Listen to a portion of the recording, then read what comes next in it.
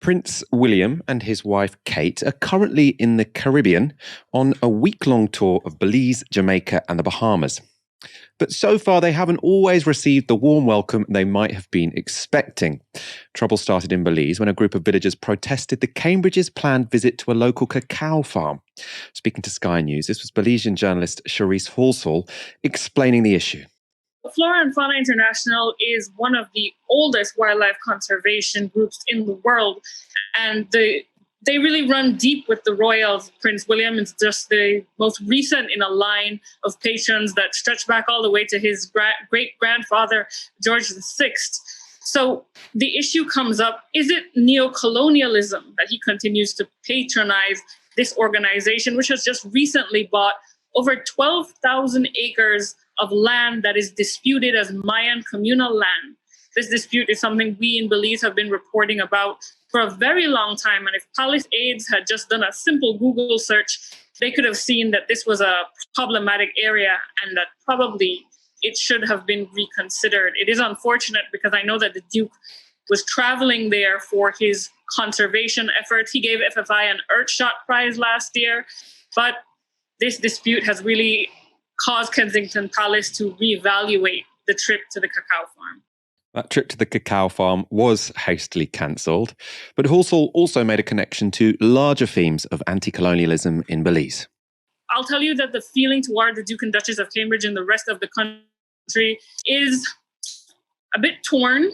There are those of us who are very happy to have royals come in and observe them and do the waving and the whole spiel. However, there are many of us in this country that are looking toward becoming a republic as Barbados did, as we feel that we are perhaps entitled to do. It's something that we are within the legacy of colonialism and neocolonialism starting to explore, and this trip has really brought that to the forefront. So while many Belizeans will be happy to welcome the Duke and Duchess of Cambridge, there is a bit of resistance here. Also was referring there to the historic moment last year when Barbados' Prime Minister Mia Motley declared Barbados a republic and broke the colonial link between her country and the UK. And things would get worse for the Cambridges when they arrived in Jamaica. Ahead of their visit, a group of 100 Jamaican doctors, lawyers, business leaders and politicians, amongst others, signed an open letter to the couple. It reads, "We note that your visit is part of the celebrations to mark the 70th anniversary of the coronation of your grandmother and the 60th anniversary of Jamaica's independence. We see no reason to celebrate 70 years of the ascension of your grandmother to the British throne because her leadership and that of her predecessors have perpetuated the greatest human rights tragedy in the history of humankind." Her ascension to the throne in February 1952 took place 14 years after the 1938 labour uprisings against inhumane working living conditions and treatment of workers, painful legacies of plantation slavery which persist today. During her 70 years on the throne, your grandmother has done nothing to redress and atone for the suffering of our ancestors that took place during her reign and/or during the entire period of British trafficking of Africans, enslavement, indentureship, and colonialisation.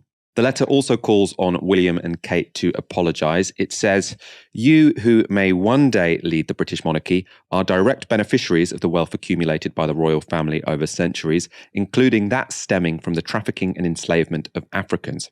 You therefore have the unique opportunity to redefine the relationship between the British monarchy and the people of Jamaica. If you choose to do so, we urge you to start with an apology and recognition of the need for atonement and reparations. There are many reasons why we see this as an important and necessary way forward for you both and the generations to come. We encourage you to act accordingly and just say you're sorry." Protests took place in the Jamaican capital, Kingston, calling for reparations and the removal of the Queen as head of state.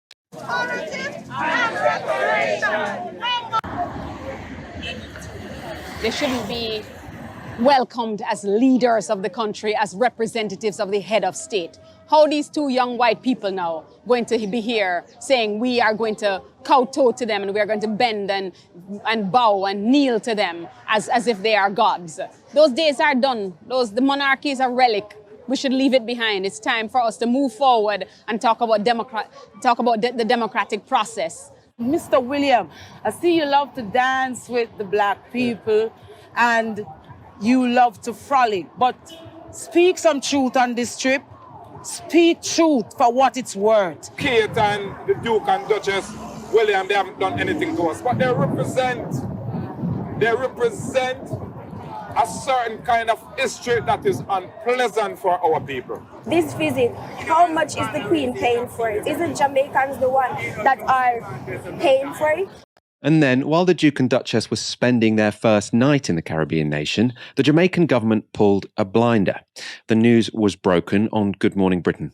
We can confirm this morning, having spoken exclusively with Jamaica's opposition leader, who has been involved in high-level talks with the government, that they will be pushing ahead with the process of removing the Queen as the head of state. We understand that the Prime Minister has set a 2-year deadline for Jamaica to become a republic. But this all comes at a very awkward time for Prince William, when he will be meeting with the Prime Minister and senior government officials later on today.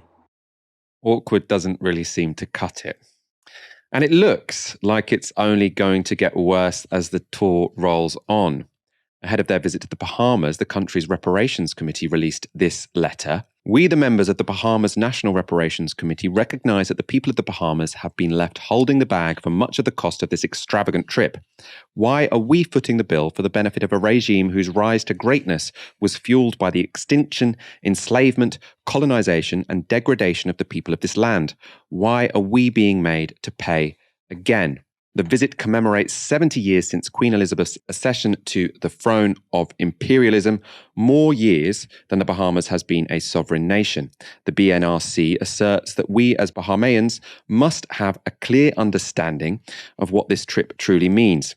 We are not beholden to the British monarchy in any way, and we do not owe them a debt of gratitude for anything, not for our culture, religion, or system of governance. Instead, the monarchy has looted and pillaged our land and our people for centuries, leaving us struggling with underdevelopment, left to pick up the pieces. Of course, not everyone agrees that Britain's colonial legacy in the Caribbean is something to regret. Calvin Robinson is a GB News presenter, a former Brexit Party candidate, and a fellow at the conservative think tank Policy Exchange. Speaking on Good Morning Britain, he made this argument about Jamaica.